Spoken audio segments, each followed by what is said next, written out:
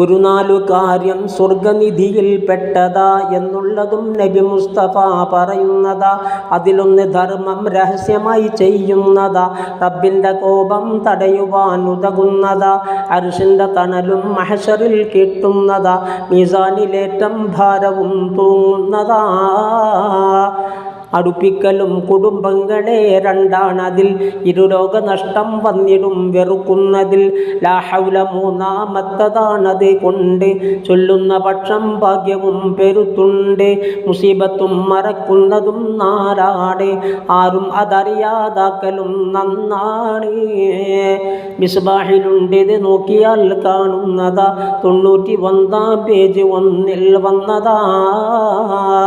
പല്ലിനു വേദന അഹ്നബിൻ ഖൈസിനെ, ഉണ്ടായതന്യായം കൊടുത്തവർ അമ്മിനെ.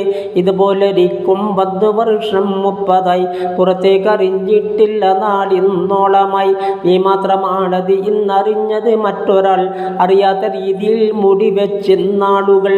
തൻബീഹിലുണ്ടിത് നോക്കിയാൽ കാണുന്നതാ, 76 തന്നതും പറയുന്നതാ. റബ്ബിൻ്റെ വിധിയിൽ തൃപ്തനാ താനെന്ന് തെളിയുന്നതാ സുഹൃത്തുക്കളെ ഇതിൽ നിന്ന്. പ്രാർത്ഥിക്കുവാൻ പറയുന്നതിൽ തെറ്റില്ല, ചികിത്സയ്ക്ക് വൈദ്യൻ അറിയലും കേസില്ല. അന്യായമായി പറയേതൊരാളോടും അതിലാണ് ക്ഷമയില്ലാത്ത രീതി വരുന്നത് എന്നും കുശൈരിയിൽ നോക്കിയാൽ കാണുന്നതാ, 81 വ്യക്തമായി പറയുന്നതാ.